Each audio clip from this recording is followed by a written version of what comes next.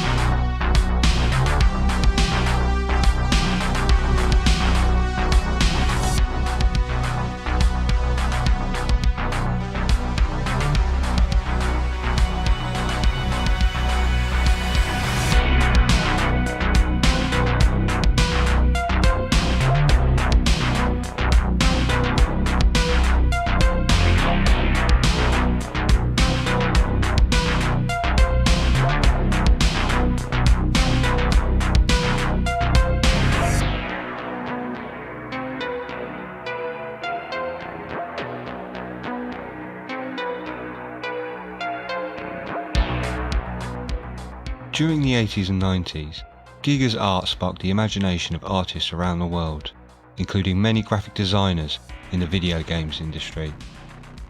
As we'll see in the upcoming clips, some of these designers would duplicate his macabre machinations, injecting their own takes on his art style into their sprite and background designs.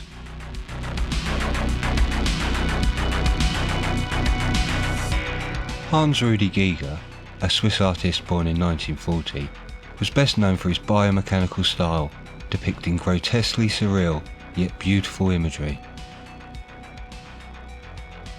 Giger's art, primarily centered on horrific landscapes inhabited by biomechanoid creatures, would include skeletal structures interspersed with worm-like cables, often appearing biological and industrial at the same time. Many of his paintings, especially those of his partner Lee Tobler, have an Art Nouveau feel, where ornate frames, sweeping curves and floral decorations are replaced with Gothic machines, twisted pipes and embedded skulls.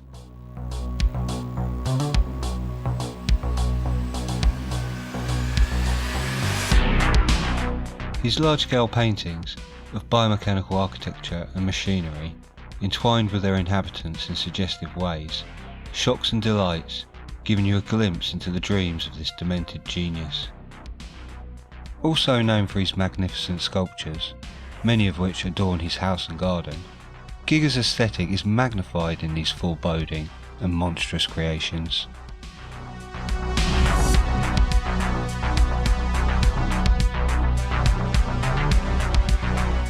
Having reacquired a large amount of artwork from collectors later in his life, in 1998 Giger achieved his dream of opening the Giger Art Museum in Gruyere, Switzerland. I don't want to spend too much time talking about Giger's work from an artistic standpoint, how his paintings evoke feelings of perinatal trauma, sexual desire, or fear of our mortality. If you want to learn more about Giger's art, I highly recommend the 2014 documentary, Dark Star, Giger's World, which includes a particularly poignant moment between Hans-Rudi and his assistant Tom, where the two men share a genuine moment of affection for each other. Wir haben damals das Necronomicon von Giger. Wir haben das behandelt wie eine Bibel. Salut Hans-Uli. Hoi. Weißt du, um was es geht? Ja. Ich war 1920 und wir sind von der ganzen Schweiz verlacht worden, also von unserer Szene. Wir haben ganz radikale Musik gemacht und zu dieser Zeit hat es noch die Szene, die es heute gibt, extreme Metal, wie man sie nennt, hat es dort noch nicht gegeben. Wir sind eine von ganz wenigen Bands, die so getönt haben und haben mit ganz krakeliger Schrift geschrieben, was seine Kunst uns bedeutet. Ich habe ihm im Telefonbuch nachgeschaut, wo er wohnt, und habe ihm das geschickt und dachte, wir hören nie etwas. Und zu meiner Überraschung hat er mir angerufen. Und hat gesagt, er hat das gelesen und er sehe diese Verbindung. Niemand hat uns ernst genommen, schon gar nicht die Plattfirmen in der Schweiz. Und gesagt, mit dem kommen wir nie hin, das ist Lärm, was ihr da macht. Und der Einzige, der uns ernst nimmt, ist der frisch gemachte Oscar-Gewinner HR Giger. Das ist voll der zu unserem Mentor wird zu dieser Zeit und uns ernst nimmt. Das hat uns so viel bedeutet. Ich habe es sind jetzt 30 Jahre her, ich habe in den letzten 30 Jahren haben so die oft versucht zu sagen, was mir das bedeutet. Und es ist mit Worten sehr schwer zu umschreiben. Ich glaube, er weiß das hoffentlich unterdessen, aber es ist, was er dort gemacht hat für uns, das ist grosszügig und menschlich gross. Wie wichtig ich für den Ton bin. Ja, wir sind einander gleich wichtig. Oder? Das ist etwas ganz, ganz Grosses, dass du das sagst. Micky? Ja, ganz.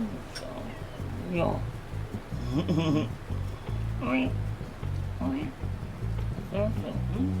Soll ich gerade sonst noch etwas für dich machen? Oder ist alles okay? Ich brauche nichts auf der Zeit.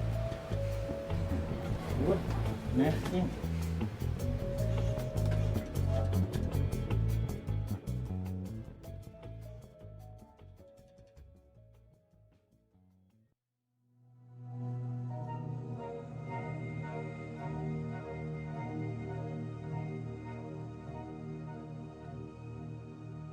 Giger's influence in wider culture is a massive topic, from movies and television to comics and manga.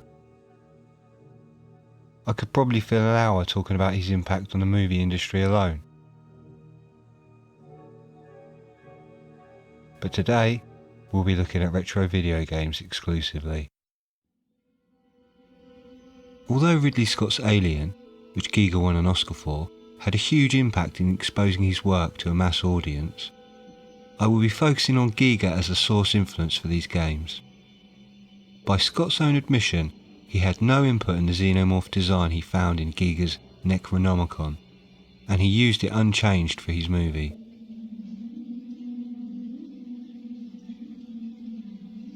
Despite not creating the initial concept, I consider the facehugger design to be Giger's. He developed it through to its completed form and replaced Dan O'Bannon's idea of tentacles with the long fingers we know and love.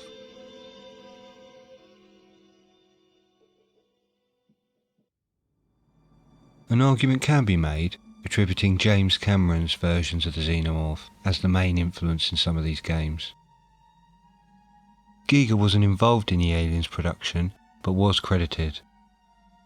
I'd argue even the changes made are derivative of Giger's other work, so for the purposes of this video, I will be attributing the designs to Giger.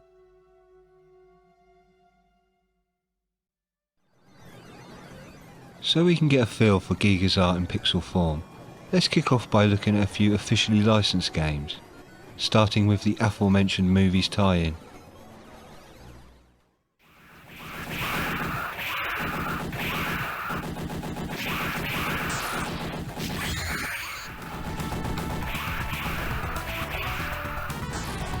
Aliens, released in 1990 by Konami, is a side-scrolling shoot-'em-up directed by Satoru Okamoto and with art by Kengo Nakamura, two men who also worked on the Contra games.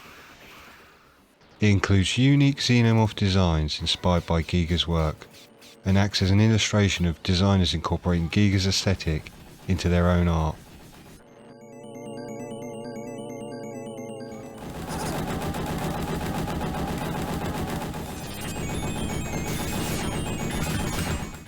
The American version really takes liberty with its colour scheme, with the Japanese version having the closest colour palette to the original design. Although not the deepest gameplay wise, it's great fun, has authentic sound effects and is well made.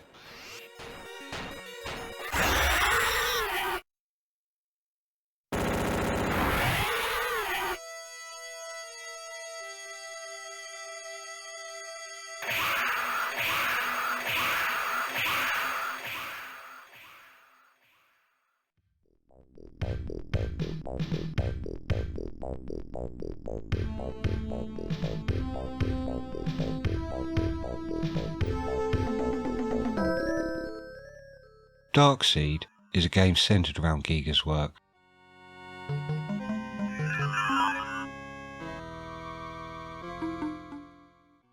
It follows the story of Mike Dawson, a successful advertising exec and writer who buys an old decrepit mansion.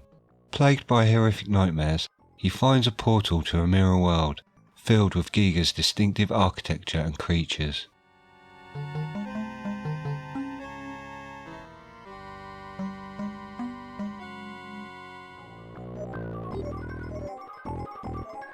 The gameplay evokes feelings of dread and isolation. The road seems strangely empty and unoccupied. Hold up. Isn't empty and unoccupied the same thing? Greetings, human. I am Sado, prisoner of this dungeon for 9 years. It was terrifying to play as a kid, but like any good horror novel, it compels you to continue forward.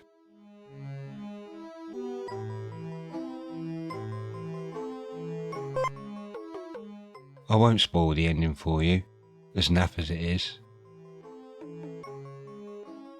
I'm just beginning to understand.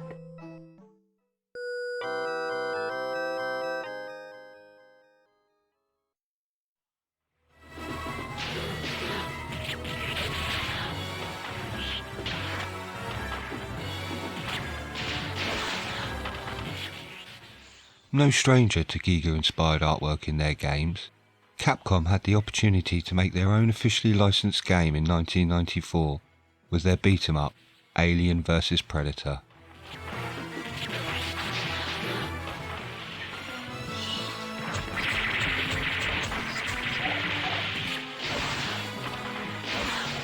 Based on the comic book of the same name, it has you playing the role of either Marine or Predator, beating and vaporizing Xenos on your way to defeat Weyland-Yutani's evil boss, General Bush.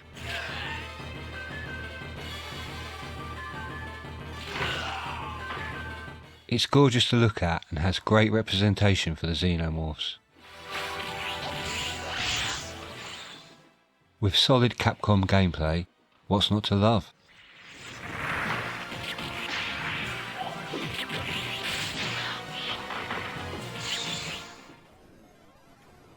There is no such thing as new idea. It is impossible. We simply take old ideas and put them into a mental kaleidoscope. We give them a turn, and they make new, curious combinations. We keep on turning and make new combinations indefinitely, but they are the same old pieces of colored glass that have been in use throughout all the ages.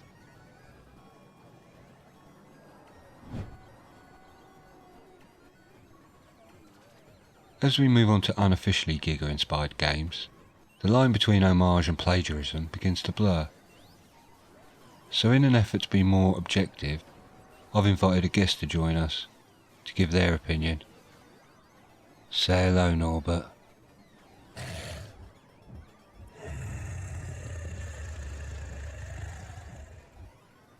There's tissues there if you need them, for the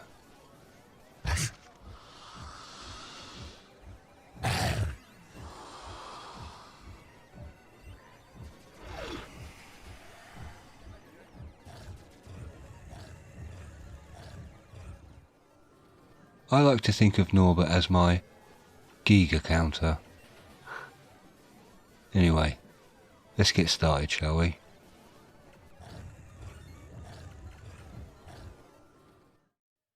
A hero who came from beyond the stars to safeguard the peace of the earth. His name is Supersonic Blast Man.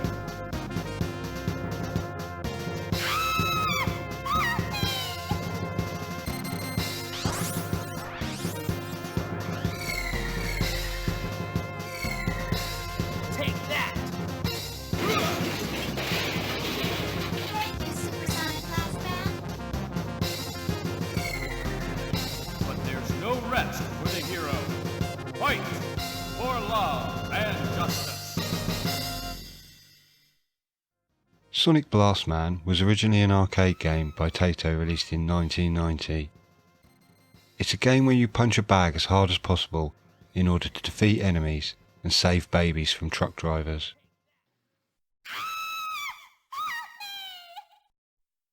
In 1992 it was adapted for the Super Nintendo, where it's your standard beat 'em up fare.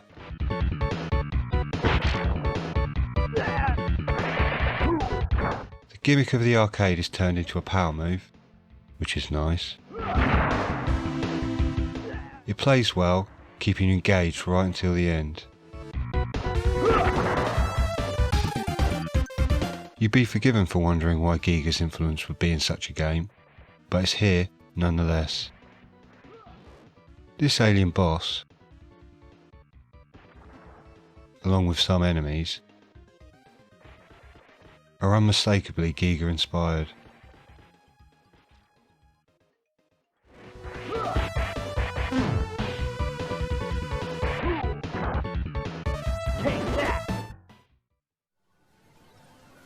Well, what do you think of that then, Norbert?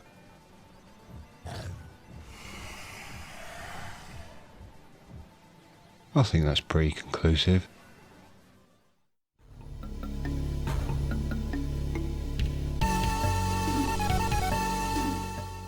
Released for the Amiga in 1989 and published by Psygnosis, Shadow of the Beast is an action platformer with an emphasis on relentless and brutal gameplay. Everything in your path is out to kill you, and the action doesn't let up for a second. Its music, by David Whittaker, is legendary and adds atmosphere to the already gorgeous and bizarre visuals.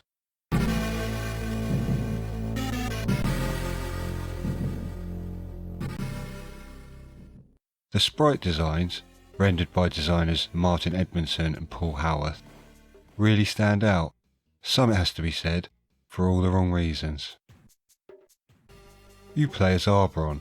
Kidnapped as a child, your memory is wiped, and you're turned into a monster.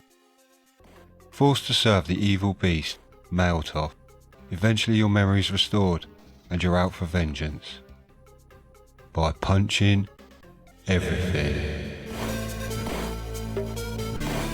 As your typical enemy types, you got your bats, man-beasts, skeletons, gargoyles, wasps, stag beetles, slinkies, flying rocks and skulls, a bow machine, snakes. Okay, you can't punch everything. You have to avoid some stuff. Obstacles like bouncing eyeballs, publisher logos, rocket engines, giant hands.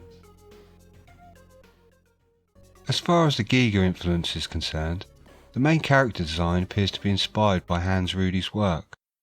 But if that wasn't enough, Giga's design aesthetic runs throughout the game. From backgrounds with their entwined worm and bone-like structures, to Giga-esque sculptures that litter the underground lair. The boss designs are where Giga's style really shines through though.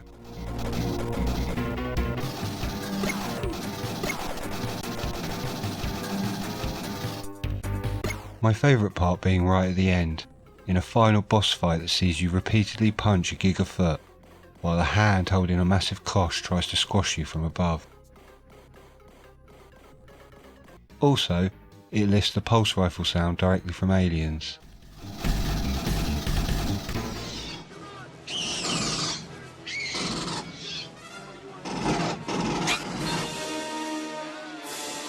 Awesome stuff. What do you think about that then, Norbert?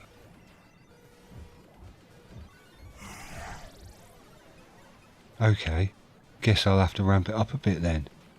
Get that synthetic blood pumping.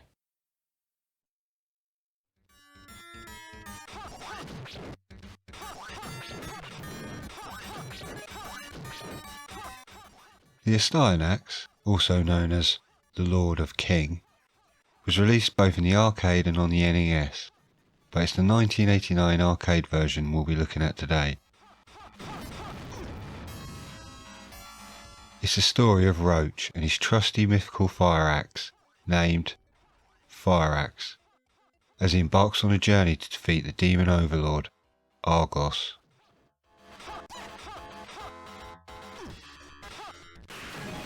The game is based in a mythical setting with your standard enemy types for such a game. You got your bats, man-beasts, skeletons, gargoyles, frogs with spears, women who run off after being disrobed, red skeletons, Kali from Sinbad. So with all these mythical creatures in a fantasy setting, the final level comes as quite the shock when...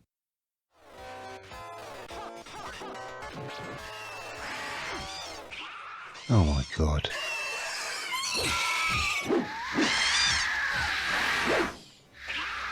Calm yourself down, Norbert. It's only a game.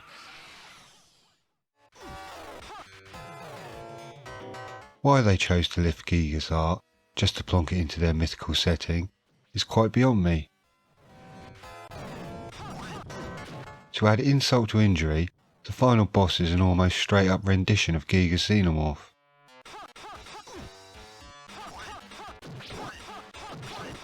It's surprising they even bothered with a stretchy arm attack and didn't just stick with the inner jaw from the original design. Probably one of the most bizarre entries on this list.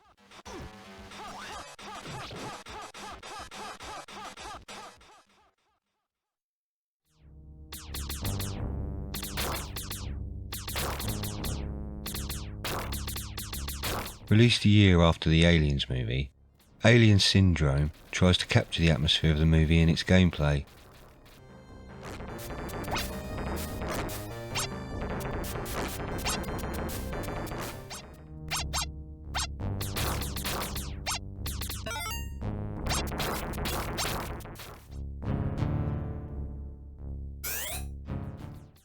Of particular note is the cartoony looking xenomorphs and the flying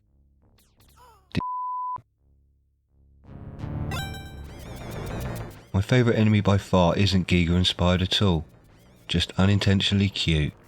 Seriously, just look at those little eyes.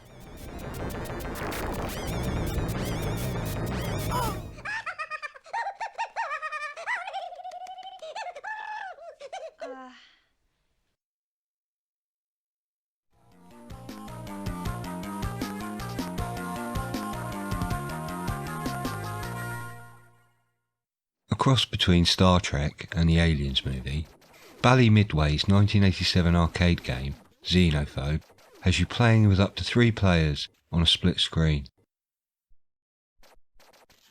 You travel through an infested ship, going room to room in an attempt to exterminate the Xenos menace before time runs out.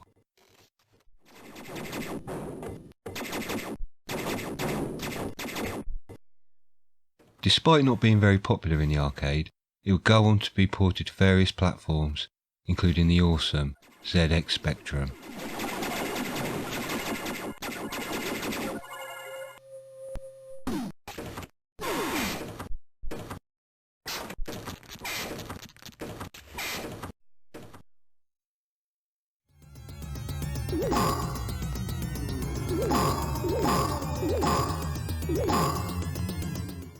Namco's Splatterhouse is a game with an emphasis on violence and gore.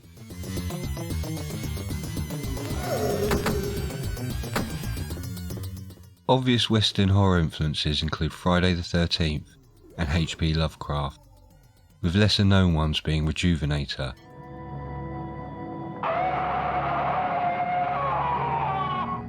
and Parasite. Higher. Higher. That's it. The game tells the story of Rick, a parapsychology major who is trapped inside the West Mansion after being resurrected by the Terror Mask.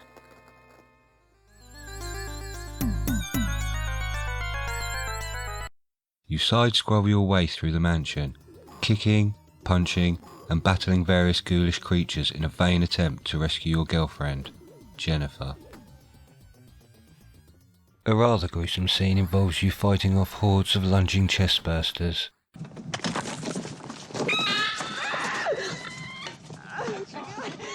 Waitress! Waitress! What did he order? Oh, he had a special. That's what I ordered! Oh no, not again. Sorry, parasites.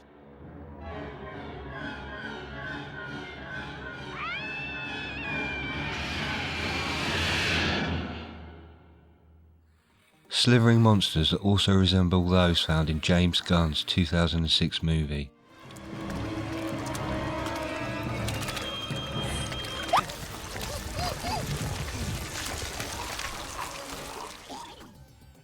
It's a game that will get your heart pumping, that's for sure.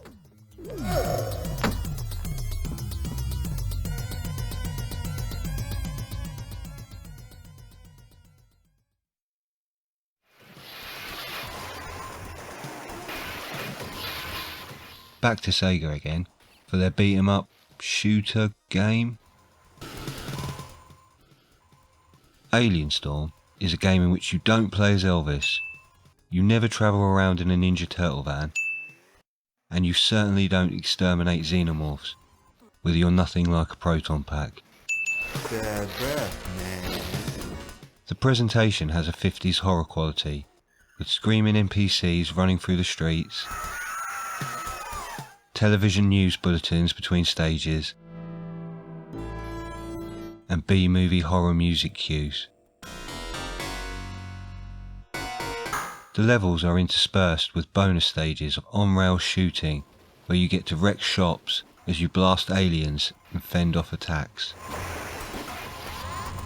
Giga's style was present again, with many enemy types showing similarities to his xenomorph design, with others seemingly drawing from his fleshy landscape paintings. And the ship you encounter at the end could have been built by space jockeys.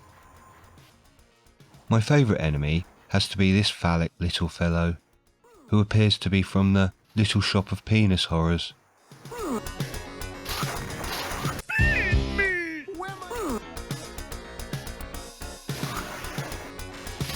Bad breath, man.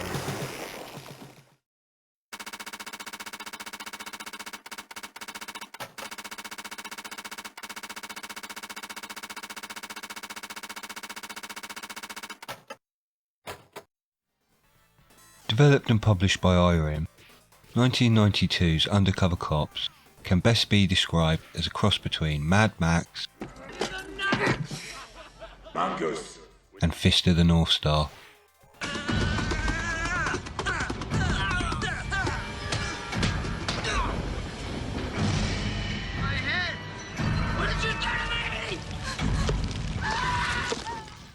With a sprinkle of the Guyver thrown in.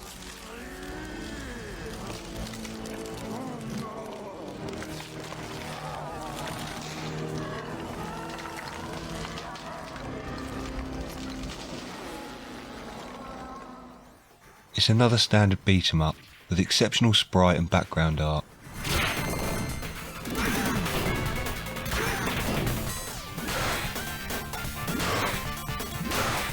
The final boss is where things get extra gigery, with a smutty design I think Giga himself would have been proud of. Interestingly, the monster's back opening wasn't a design Fox were willing to accept for their R-rated movie.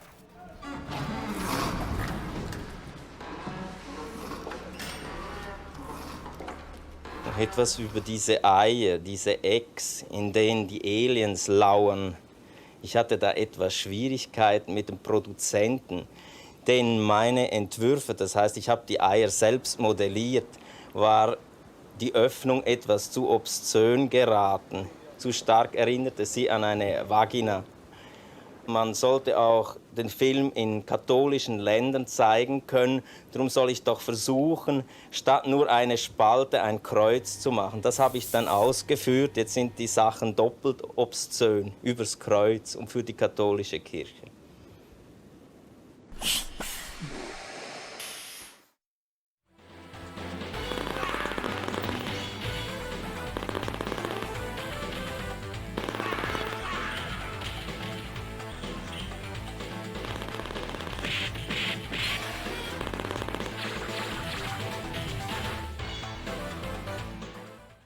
Imagine a cross between Mad Max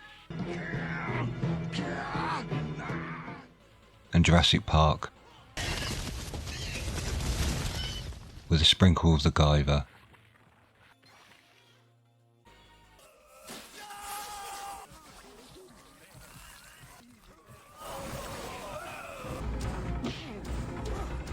And you'll have a rough approximation of Capcom's 1993 beat-em-up, Cadillacs and Dinosaurs. It's a game in which you punch dinosaurs repeatedly in the face until they calm down.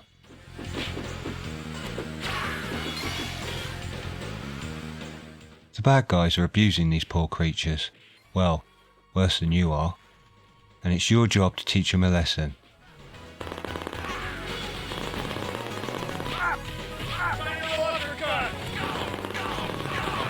Shout out for the Blanca cameo.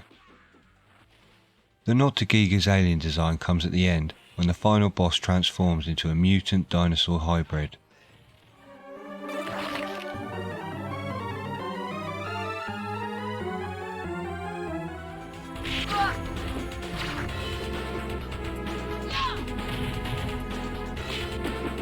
I love how one dinosaur head just wasn't enough.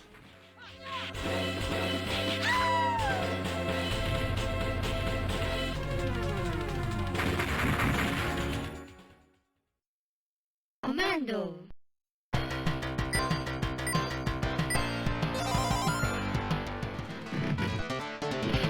As we're on the subject of Capcom beat-em-ups, a small and bizarre reference to Giga's alien design can be found in their 1991 arcade game, Captain Commando.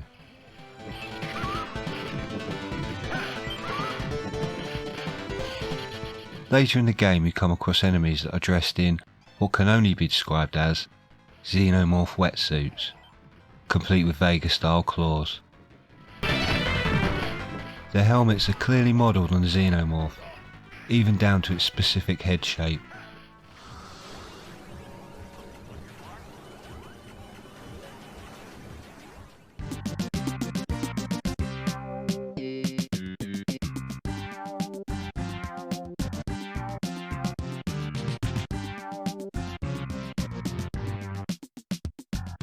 Time for some cartoon Giga now, with 1993's action platformer Bob.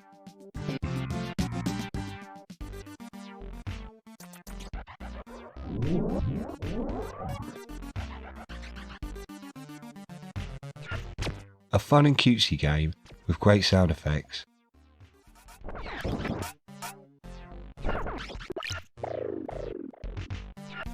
Bob places you in the role of the titular alien lifeform who's crashed his parents' car on the way to pick up his date.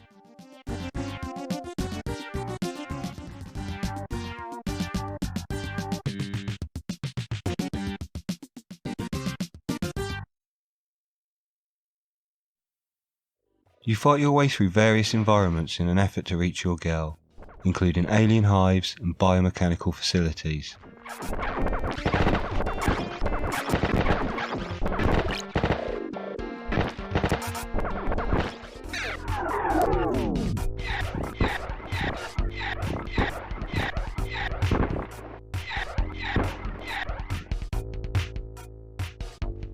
And the final boss appears to be a caricature of a Giga Beast, complete with egg sac.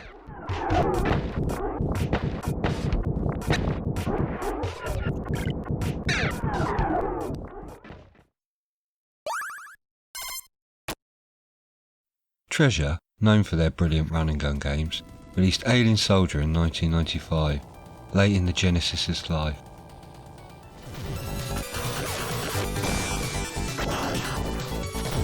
It consists of a string of boss fights, interspersed with short bonus stages.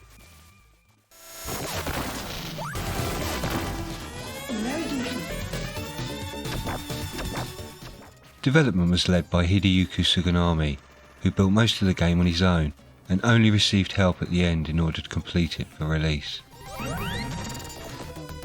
Giga's influence isn't that strong throughout most of the game, apart from a giant bug boss that has a vague Giga feel, a flying monster,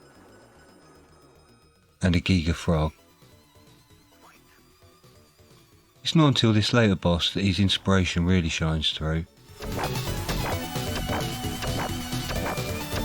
You've just gotta love that nose.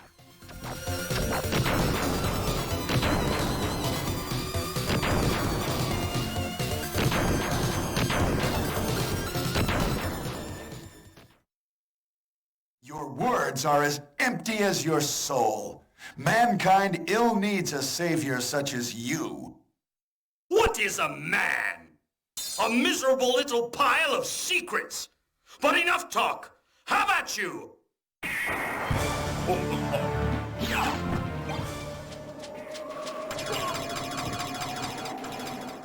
Castlevania Symphony of the Night is another game you wouldn't expect on this list.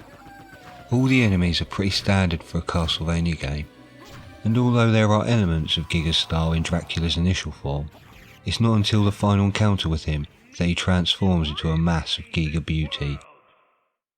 Dracula, in the name of my mother, I will defeat you again. Behold my true form and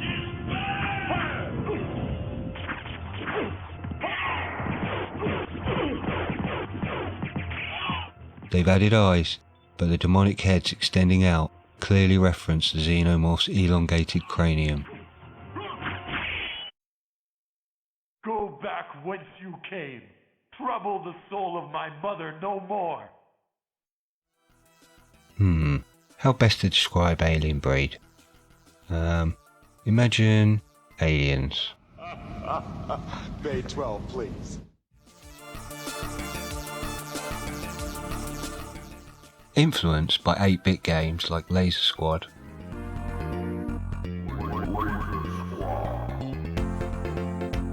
not to be confused with Laser War, the pinball game. Laser War.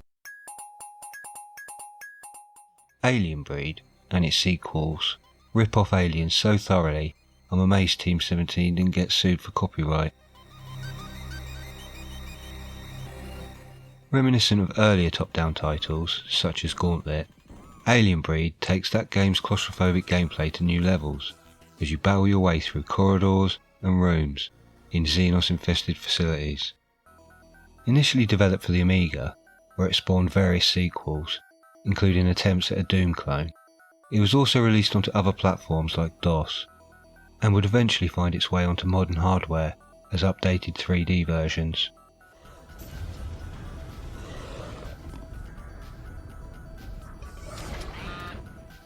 I especially like the cover art, and in some kind of weird meta-plagiarism, the image shows a striking resemblance to Xenophobe's Spectrum cover.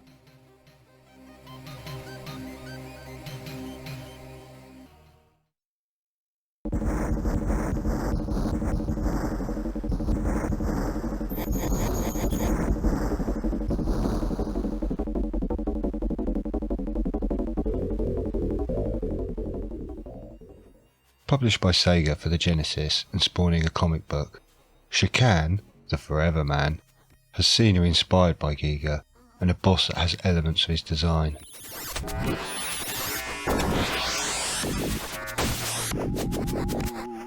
But the real meat and potatoes come after the credits, when you face the post-credit boss.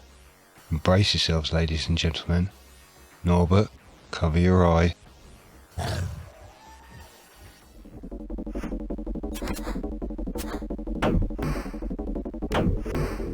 It has all the elements from Giga's work, including the necrotic cherubs. I feel like this sprite really illustrates the Egyptian influence in Giga's art. I also appreciate how the artist sneaked in the Predator helmet. Astonishing stuff.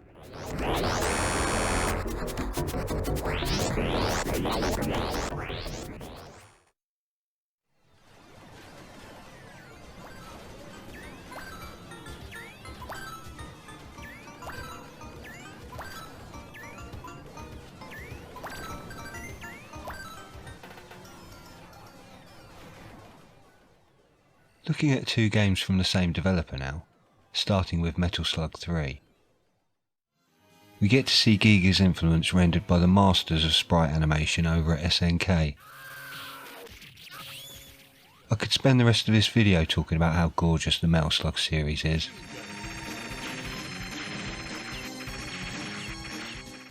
But we're here to look at Giga's influence, so let's start with an early boss fight.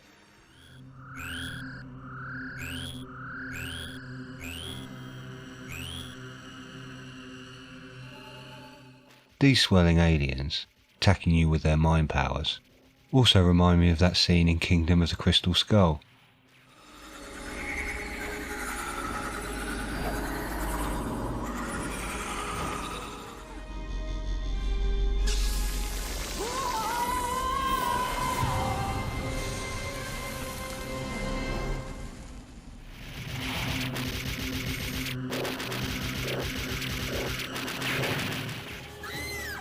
The game culminates with you boarding an alien ship that's clearly inspired by Giga's work.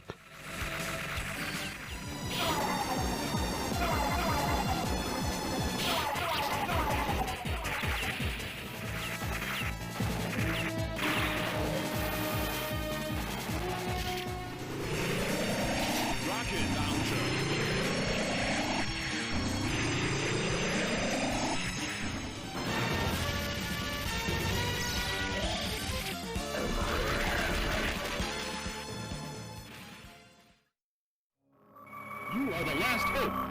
Good luck.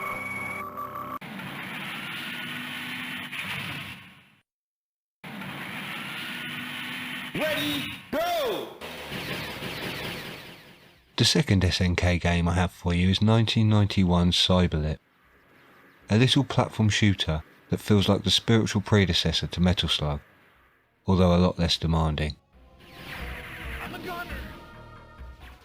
It sees you fighting your way through hordes of Terminator-like enemies, sometimes in a little aircraft, as you make your way to each end of level boss. The first boss you encounter, with its head extended on a grotesque pulsating shaft, is textbook Giga, incorporating some of his more graphic design elements.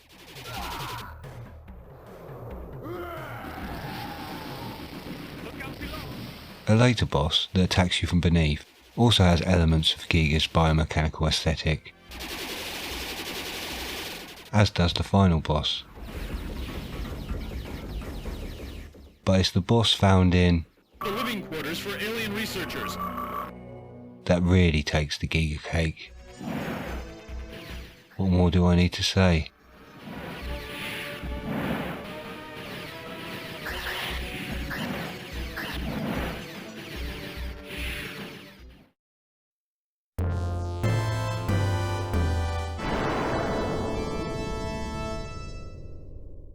The Contra series is notorious for its plagiarism of the Alien movies. I often wondered if Konami felt some kind of ownership of Giga's art style, having developed the Aliens arcade game. The first Contra was released in 1987, 3 years before their officially licensed Aliens game.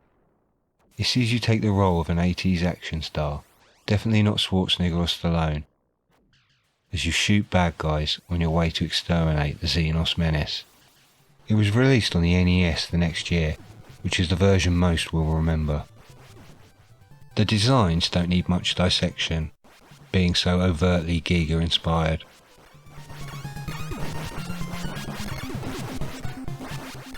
I find it ironic that at a time when parents were losing their minds over video game violence, the developers were sneaking in penis monsters right under their noses. We were concerned about game content. So in 1985, when we launched our first Nintendo home video game system, we made a conscious business decision not to allow excessively violent, sexually explicit, or other offensive games in our system. We incorporated a patented security chip in all Nintendo hardware and software, and this enabled us to review and approve the content of all video games played on Nintendo's hardware, either video games sold directly. Super Contra, the arcade sequel, also released in 1988, ratchets up the action and improves on the graphics of its predecessor, capturing the essence of Giga's art even more succinctly.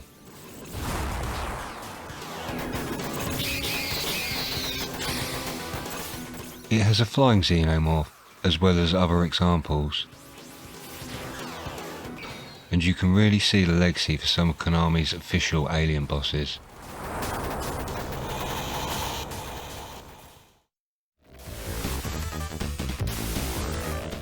Released for the Genesis in 1994, Hardcore takes the Contra formula and turbocharges proceedings with some blast processing. The inspiration in Contra's design continues.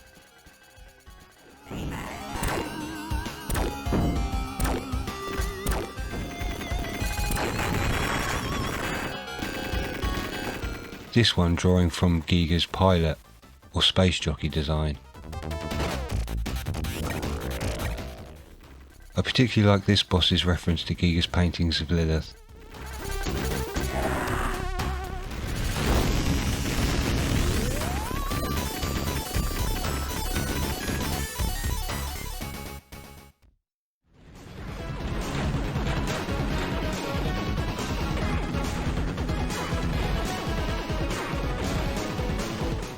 Fast forwarding to 2007 for Contra 4, probably one of the most beautiful pixel art games ever made.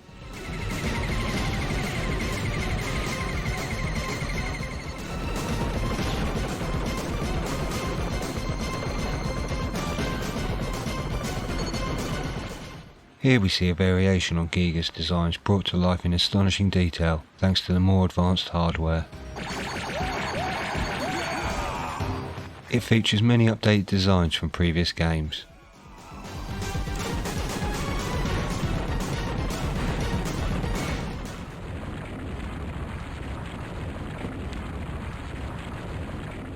The final level sees you fighting inside a giant xenomorph queen, culminating with a boss fight staged inside the monster's head.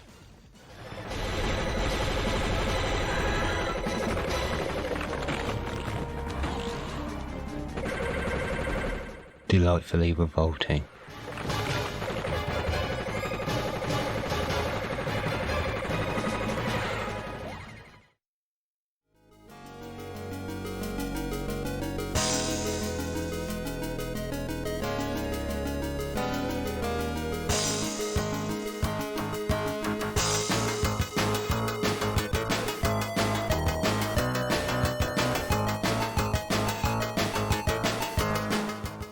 Talking of lifting Giga's concepts, almost wholesale, Mega Turrican, the reimagining of the Amiga classic, Turrican, doesn't shy away from its plagiarism, including ripped off xenomorphs, eggs, and facehuggers.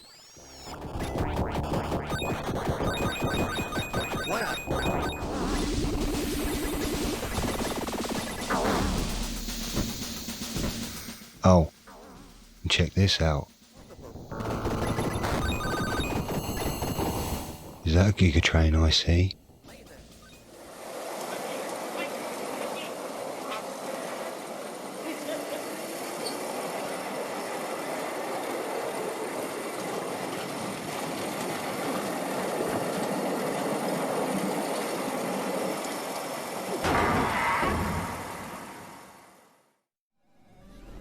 We're nearing the end now, as we move into the horizontal shmup genre, with the various games and subgenres that draw on Giga's work.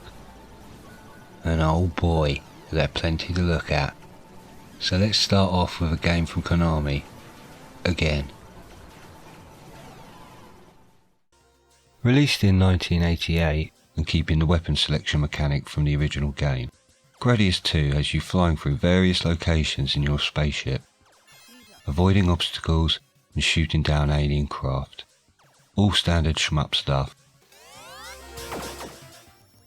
The first level features a landscape that could be straight out of one of Giga's dreams. I especially like the static guns, based on Giga's pilot design, and the xenomorph-like buildings.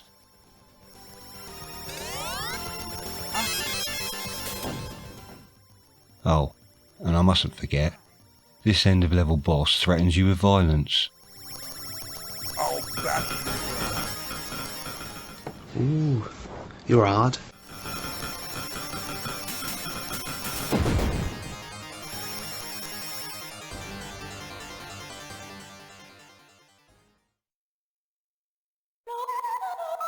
Darius 2 has one of my all-time favourite openings.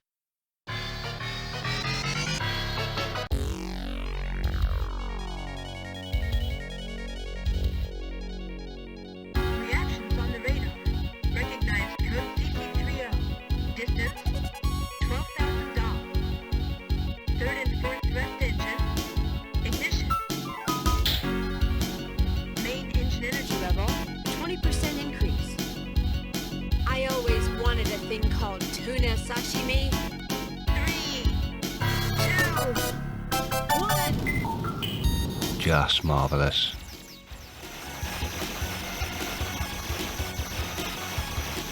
The arcade cabinet utilises 3 4x3 screens to give a greater view distance, allowing you more time to react to enemy attack patterns and fire. With aquatic enemies being a trope we'll see repeated in this genre, you battle your way through shoals of robotic fish, such as the oh-so-threatening seahorses. None of these enemies really strike a strong chord with Giga's workload.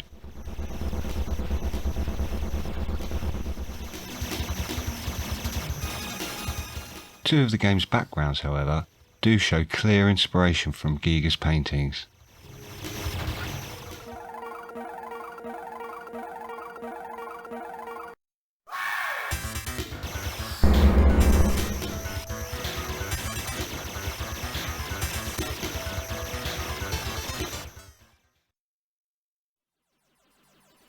The game that set a new standard for horizontal shmups. IRIM's 1987 classic, R-Type, is a game that would inspire its own slew of imitators.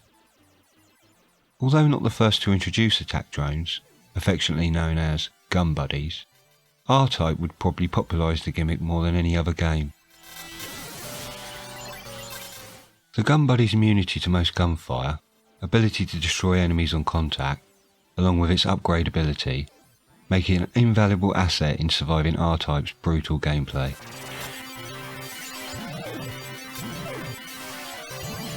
As we're going to see, subsequent R-Type clones use their own versions of the gun buddy, with some games varying the concept in order to distinguish themselves. Although not Giga inspired, another design trope we'll see in R-Type clones is this modular building design, with its round corners and light colour. Well known for taking inspiration from Giga's work, R-Type, along with its sequels, features plenty of examples to examine, from the xenomorph-headed alien craft to backgrounds and bosses.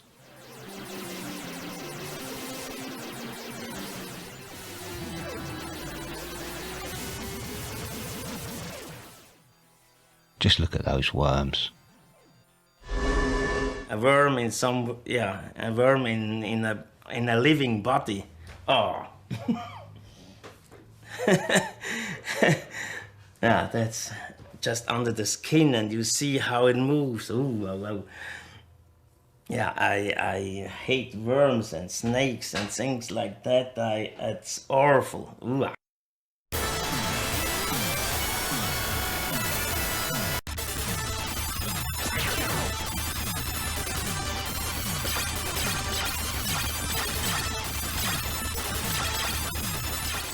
R-Type 2 continues the tradition, with updated sprites, as well as new Giga-inspired designs.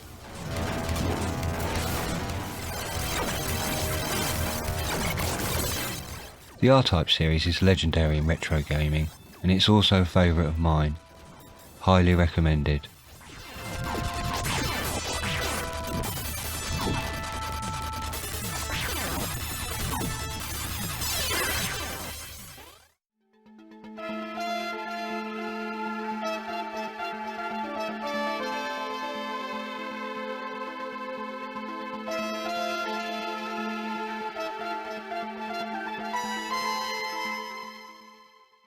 Created by a team who worked on an abandoned R-Type sequel, it's not surprising that Polestar feels so much like an R-Type game. You have a gun buddy again, the ship design is also similar to R-Type's, and we see this modular building design I mentioned. The sprites are a mix of traditional 2D and pre-rendered 3D, something that can be jarring at times.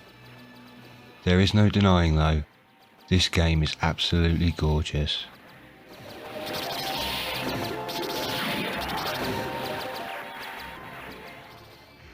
We see mechanised aquatic life again, mainly crustaceans, some having a Lovecraftian feel, and one that has what looks like a frog bursting from its chest.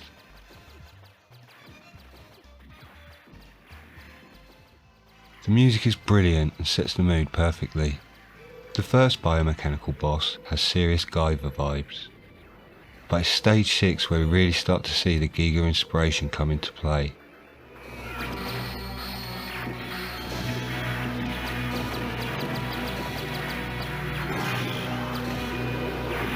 Another end of level boss, with an opening, has design elements that look incredibly similar to one of R-Type's bosses. I guess this is what they mean by bullet hell. No way I'm moving from this spot.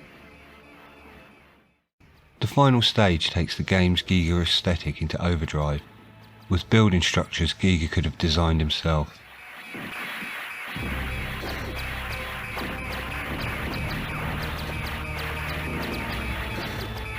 And the final boss fight has this pulsating pink background, similar to one of Giga's fleshy landscapes.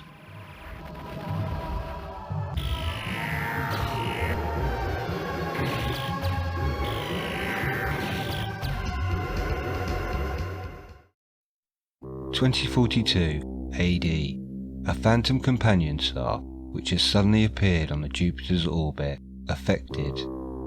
Easy does it, Metal Black? Give us a chance. Let's back that up a bit. 2042 AD. A phantom companion star which has suddenly appeared on Jupiter's orbit affected the asteroids, dropping a rain of meteorites to the Earth. At the same time, the Earth's civilization was at a crisis of being on the verge of collapse by receiving the invasion of foreign, intelligental lives. I don't think that's a real word. It was believed that they came flying from the sky area of Nemesis. Oh, that's not good. They had the special ability of, combined with the Earth's civilization, the Earth's military force was defeated by their overwhelming beam arms. The beam was the thing which made good use of energy. Scientists called it as new alone. The Earth's government made a compromise called peace, and the government concealed newly produced machines, Blackfly, have the same ability as theirs into darkness. Yeah, makes sense. Metal Black from Taito has plenty of biomechanical monstrosities.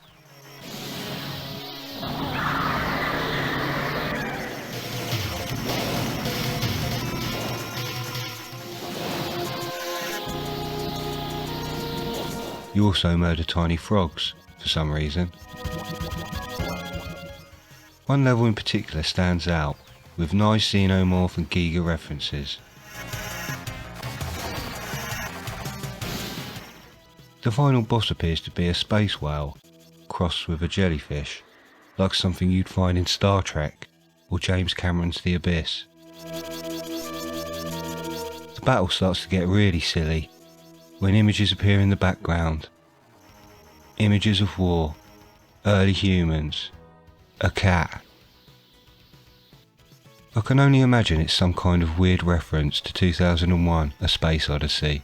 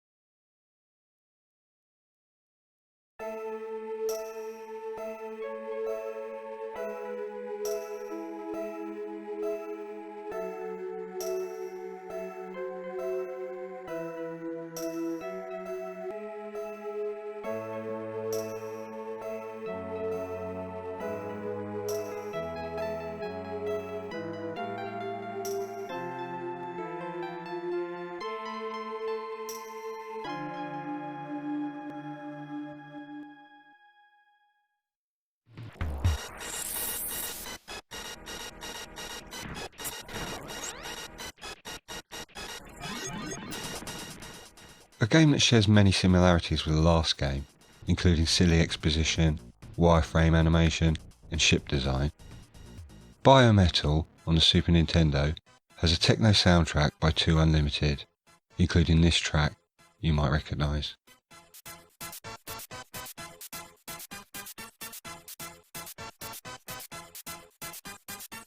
Y'all ready for this?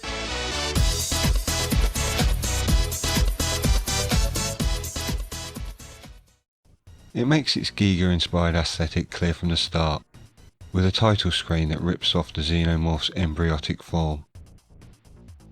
The game takes R-Type's idea of a Xeno ship and runs with it.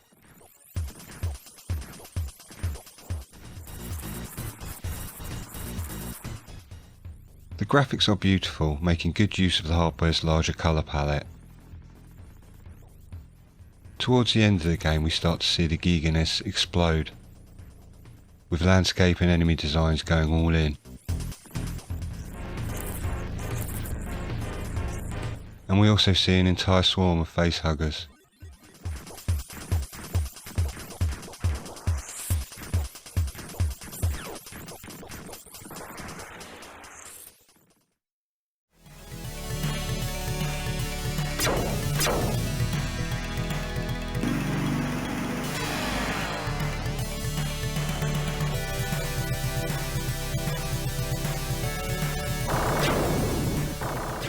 Blaze On does away with the gun buddy trope. Instead it allows you to hack enemy mechs in order to use them against their own fleet.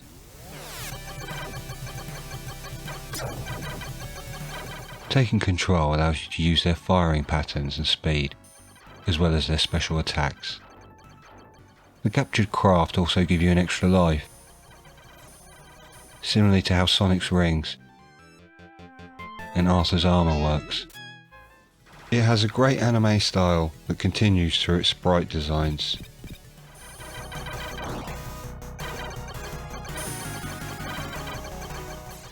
Those modular buildings are present again. Giga's design influence starts early. In the first level we see his trademark motifs in the background, then quickly come across a Giga mass of flesh fused with technology.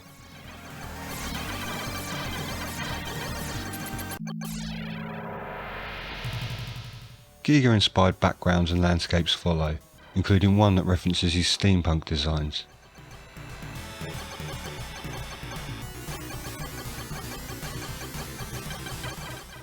It all culminates in a showdown with a giant space jockey looking boss.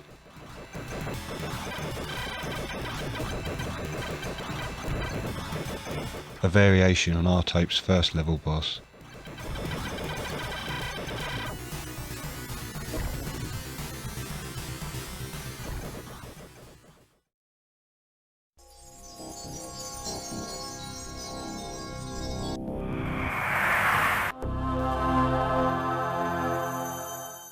Yet another R-Type clone now, with Last Resort, which seems to inhabit an entirely gothic Giga universe.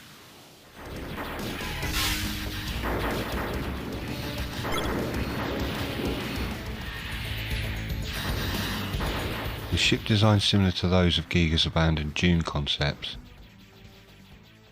along with enemies and locations that have his signature style. I also get Lex vibes with some of the enemy ships having the same bug-like features. I am the Lex. I am the most powerful weapon of destruction in the 2 universes. Many of the enemies are purely robotic in nature, my favourite being the developer's take on a Terminator torso, one that fires from its crotch.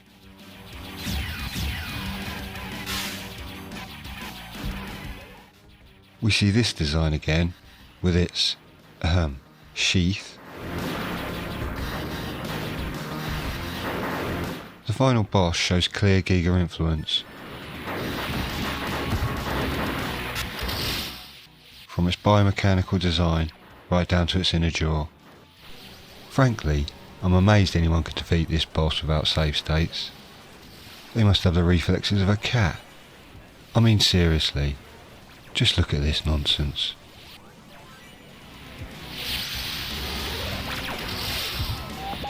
Now, see, awareness can touch that. You see that, for example, see, this program is nonsense, really.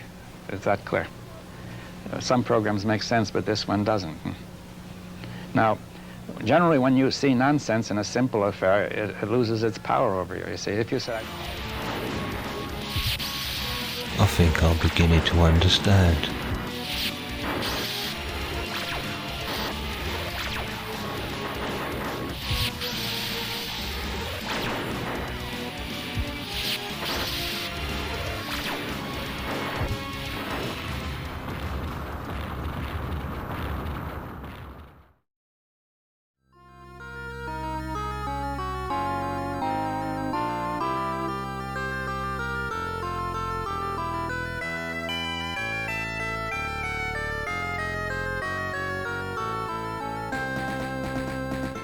Finishing up our list of shmups, we move over to the Genesis for 1991's Wings of War.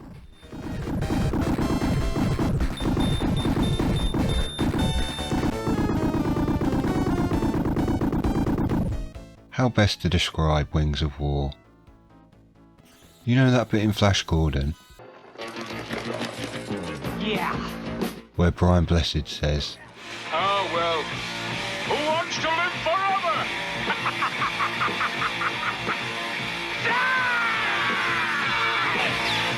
basically that. As a Hawkman, you fly through various levels, fighting typical enemy types for such a game. You've got your wizard heads, snails, a pirate ship that turns out to be a hat, gargoyles, thingamabobs, busts, as well as aquatic life again, such as kamikaze whales. Most enemies don't strike you as being very Giga-esque until later in the game, where we see enemies and locations steeped in Giga style. In one level we see Giga's steampunk influence at play, with biomechanical monstrosities springing from the scenery. Hey look, a Giga train.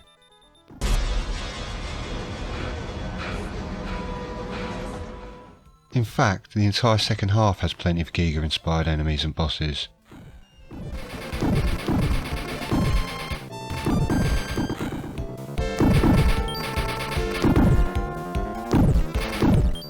My favourite being this grotesque cyborg. The final showdown includes a boss rush between the clouds, gorgeously represented with multiple layers of parallax scrolling and god rays in the distance. The final boss appears to be a Giga inspired embryo, which is nice. The boss I've saved for the end is the penultimate one, because well, it's a doozy. Are you ready for this? Norbert, cover your eye again. Brace yourselves, ladies and gentlemen.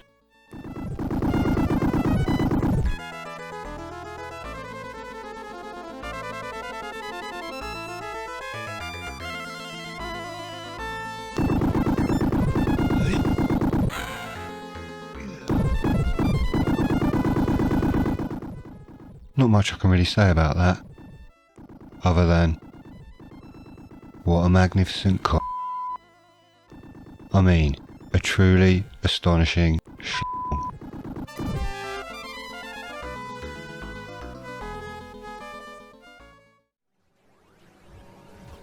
Almost done now. Just a few honourable mentions to wrap up the list.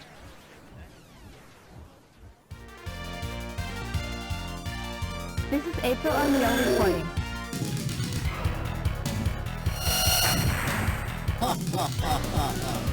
Hey, Krang!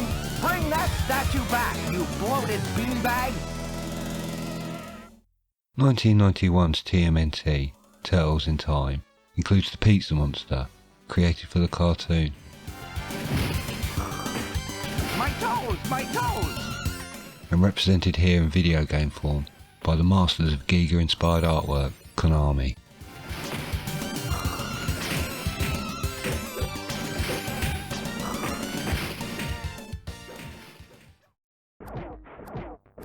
Spider-Man, the animated series on Super Nintendo, also has a creature inspired by Giga's Xenomorph, in the guise of the alien Spider Slayer.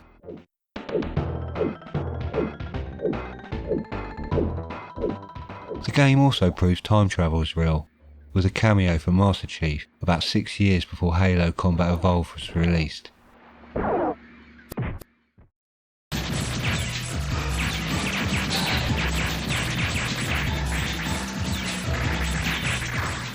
Z-Blade has you choose between 3 characters: Sergeant Miss Charlotte, Master Sergeant Uncle Beard, or the rather handsome looking corporal who the ladies like to refer to as Swift Arnold. The final boss has some Giga vibes, also reminiscent of the Borg Queen, the Borg themselves having inspiration from a Giga drawing.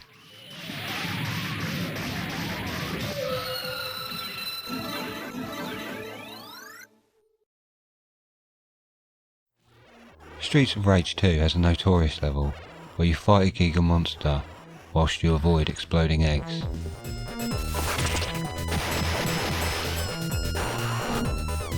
Another random injection of Giganess.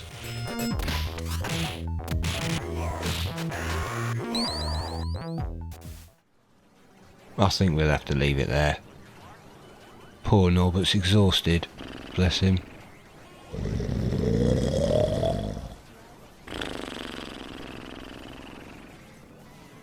Can you think of any games with Giga inspired artwork? Why don't you let me know down in the comments? Layers.